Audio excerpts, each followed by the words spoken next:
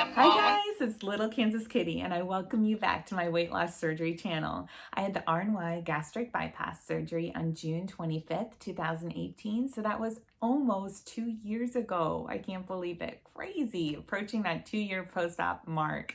I started off my high weight at 238 pounds. That's when I started my journey, and I lost 100 pounds. I'm 5'6". I'm 40 years old. I got down to 138 and created a maintenance range of 7 pounds for myself, 138 to 145. And I've been maintaining for the most part, despite my quarantine COVID-10 that I gained recently and lost again, but I had been maintaining since 32 weeks post-op, so a long time. I'm comfortable in this body. I love this body. Let's jump on the scale and see where I am today.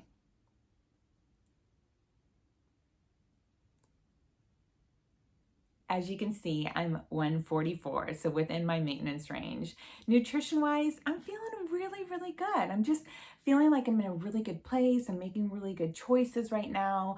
I am super into smoothies, and so I am doing a lot of colorful, creative smoothie creations post my morning run workouts. I'm experimenting with different fruits and different vegetables and different colors, and often adding protein powder or Greek yogurt just to get that added extra protein. It's a constant balancing act. You're never staying the same. You're always, every day, you're gaining or losing. And so some days I feel like the need to be a little bit more keto-like with my diet. And then other days I feel like I need to add a little bit more of a starchy carb, like a tortilla wrap or a slice of toast. Basically, I'm just playing that maintenance game, and I feel really, really good since I've lost those extra 10 pounds that I'd put on recently. I did it so quickly. I gained 10 pounds in like a month, and I lost over 10 pounds in a month, the next following month. That is motivation in itself. Plastic surgery, beauty, plasma updates. I did get my Botox a little less than a month ago. Phew! And I recently saw a video of myself, and it's crazy how much not only my body has changed, but also my face. So I'm a lot less wrinklier in the face. I have the fuller lips, and I've gone through an entire smile makeover.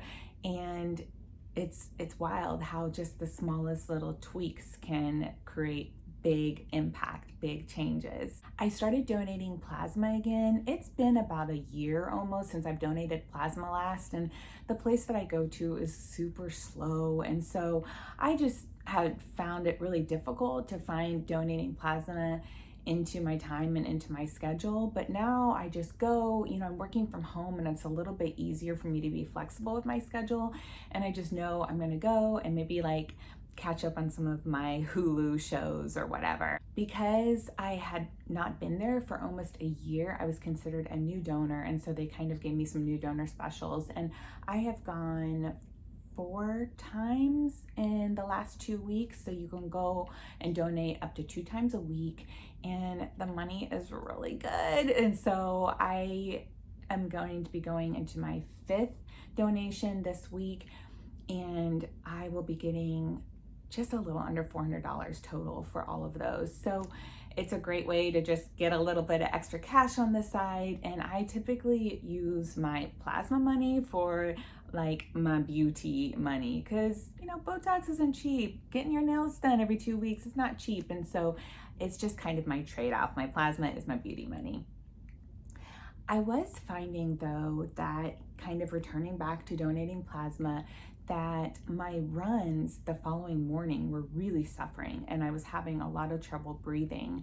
And then by the next morning, I was okay again. And so I think I just have one of those bodies that's affected a little bit more than others. And so your body, it takes about 12 hours to regenerate the plasma. And I found then and learned since that if I donate early in the morning, then by the next morning, so like 24 hours later, I'm okay, and I can run okay. I saw my plastic surgeon for my butt augmentation post-op appointment. I did have butt augmentation, which included fat transfer, butt implants and excess skin removal, and I had that done in December, so it's been almost half a year. Crazy. And really no major updates. I took some after photos because they had taken some before. Very pleased with results. I'm happy with how everything has turned out. I did ask again about inner thigh excess skin removal. How many times, if you've been following along, how many times I've had that concern is my inner thighs. And my plastic surgeon was so nice. He was like, you're super toned. He said, we could, take some of that out in there. He's like, but I don't think you really need it. And as much as I wanted, there's like some really bothersome areas there for me, but I don't want the downtime. Like, it's supposed to be so excruciating painful. There's a big risk of infection when you're working on your thighs. It's just such a tender area. And the downtime is like months. And being a runner and just finding so much joy and love and, I just get so much out of running. I don't want that downtime. I just can't imagine having months of downtime running. So putting that on the table for a little bit again, who knows, maybe I'll address it again in the future, but for now, I'm just going to accept and move along. Fitness-wise, I do not have your typical runner body. You know the type: skinny, long legs, no chest. I have big boobs, I got a big booty, and I am curvy, but it doesn't matter your size. It doesn't matter your pace. As long as you are moving and you're active and you're moving forward, that's really all that matters. I just love being outdoors. I love that fresh air. I love the friendship that comes along with running.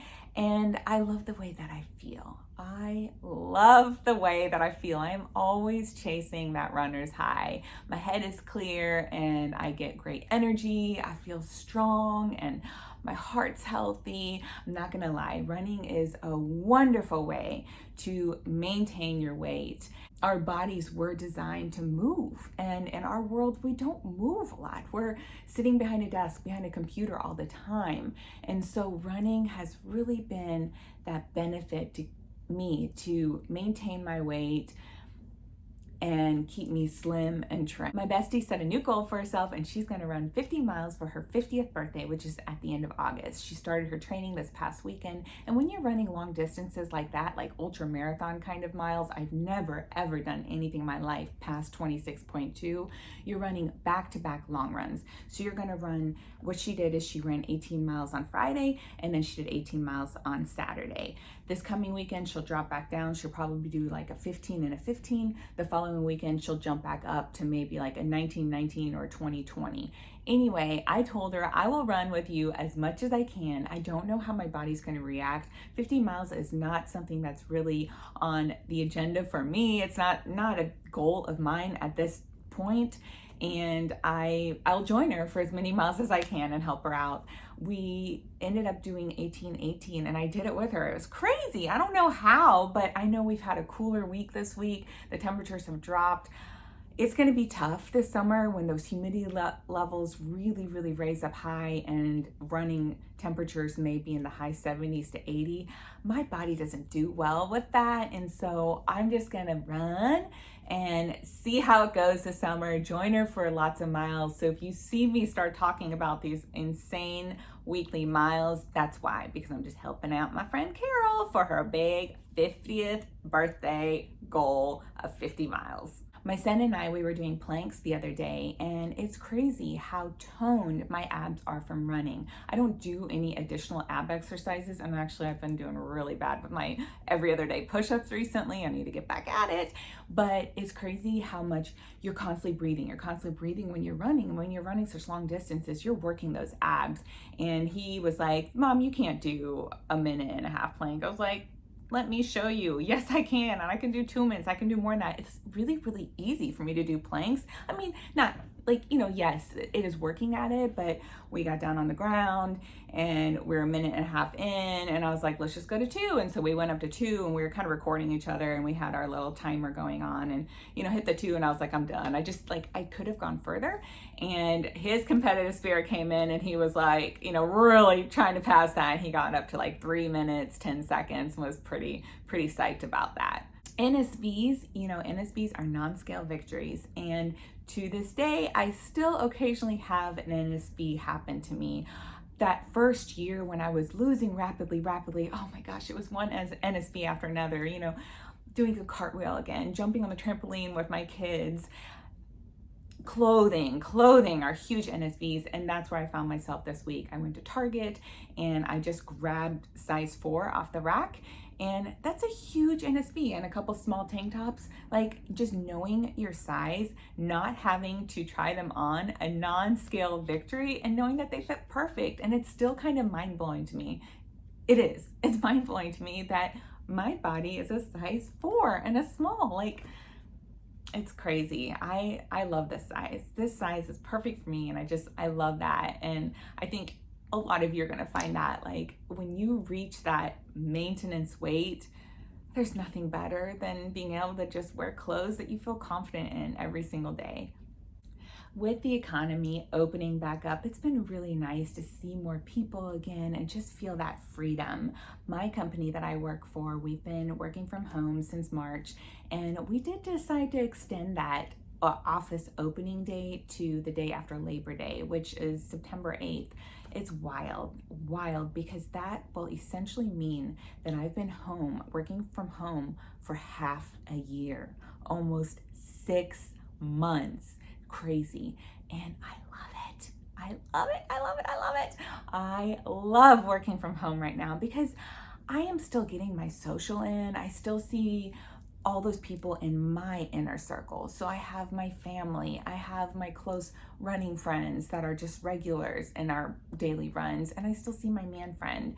And so I feel like I'm still getting that social in, and I almost feel like I turned 40 this year, and this is kind of the break that I needed, that midlife crisis break and pause from all the busyness and the craziness to just kind of reflect and enjoy the moment. My man friend and I, we celebrated 1 year yesterday of connecting. So, we're still pretty casual and everything, but really enjoying each other's company. And it's crazy that it's been an entire year already. We did go out and have a lovely lunch together, and it was so nice. Like, I have not been inside a restaurant for 10 weeks, and to just have a booth to just kick back and have a lovely meal, and we had bottomless mimosas, and it was really lovely to get out again. I wore an outfit that I had actually purchased for our Mexico trip, which we've postponed now to October, and it was just fun to get dressed up and wear heels again, and he was so complimenting of my outfit and just mwah. I was rewatching my favorite YouTube video that I've ever uploaded, and it's the one where I finally hit my ultimate goal of losing 100 pounds. And it is so motivating and so humbling to look back and see all those firsts that I experienced during that whole process of losing weight. And life is so good, healthy. I'm telling you, it's so amazing. So if you get a chance, watch it. If you just need a little motivation, watch it. It had me crying and bawling like a baby. Now that elective surgeries are okay again, I'm super excited for many of you that are getting ready to have your weight loss surgeries due to them being postponed due to COVID-19. And I just want you to know that life is beautiful on the other side. So stay focused, remain goal-oriented, do not give up, stay the course. This is your time to shine.